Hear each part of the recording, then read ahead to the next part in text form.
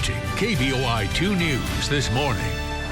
Hello, everyone. Happy Election Day. It's Tuesday, November 8th. I'm Kelsey Henderson. And I'm Brian Levin. After a historic presidential campaign that at times seemed to rewrite all the rules, the big day is finally here. Hillary Clinton and Donald Trump both made their final pitch to voters in rallies that lasted well into the night. Reed Binion shares the nominees' final hours. Midnight. Voters in Dixville Notch, New Hampshire, casting the first ballots of the 2016 election at the stroke of midnight, even as the nominees themselves pushed forward with one final round of stumping. Clinton and Trump ending Monday's campaign schedule on Tuesday with dueling rallies that ran into the morning hours. Did you ever think you'd be hearing a major speech like at around close to 1 o'clock in the morning? Are we crazy? Tomorrow you can vote for a hopeful, inclusive, big-hearted America. The overnight events followed a dizzying day of stops in key states as the nominees made their final pitch. Clinton campaigning with the boss, Bruce Springsteen, and the big boss, President Obama, introduced by First Lady Michelle Obama. Lady Gaga also stumping for Clinton. Go out and vote for Hillary Clinton. I think it's time to come to mama. Trump knocking the celebrity appearances. We don't need Lady Gaga. But touting his own high-profile friends. Tom Brady, he called today and he said, Donald, I support you. The campaigns, despite their competing ideas and dueling celebrity support, did seem unified on one initiative on the final day, the importance of voter turnout. Go out and vote tomorrow. Let's get out and vote. I ask you to vote. Good luck. Get out there. I did my thing. I'm Reed Binion reporting.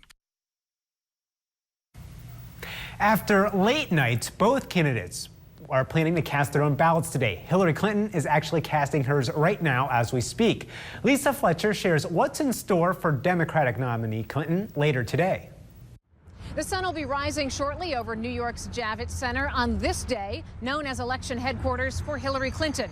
Now, we don't expect the secretary to be rising too early this morning. Her final 4 stops yesterday included a star-studded event in Philly with Bruce Springsteen and the Obamas, followed by a midnight get-out-the-vote rally in Raleigh, North Carolina.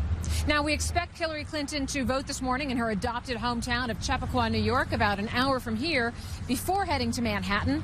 She has no official events on her schedule today, other than the obvious.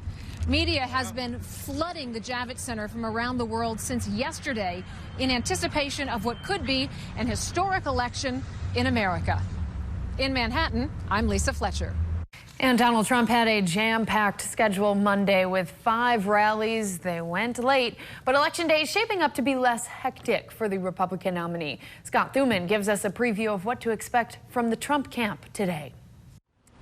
Good morning from New York, where later tonight Donald Trump will be holding what he calls a victory party with his running mate Mike Pence. He'll be at the Midtown Hilton here in New York, and it is not going to be a big rally, instead reserved just for family, friends, and closest supporters, and of course members of the media to broadcast it all. Meanwhile, while they've been relatively tight-lipped about their schedule, we can imagine that Donald Trump will sometime this morning be out at his local polling precinct, casting a ballot for himself and perhaps making a brief statement to the media. And then finally, if they do try to cram in one more stop on his calendar, you can imagine it will most likely be a blue state that he needs to flip if he is to win this election.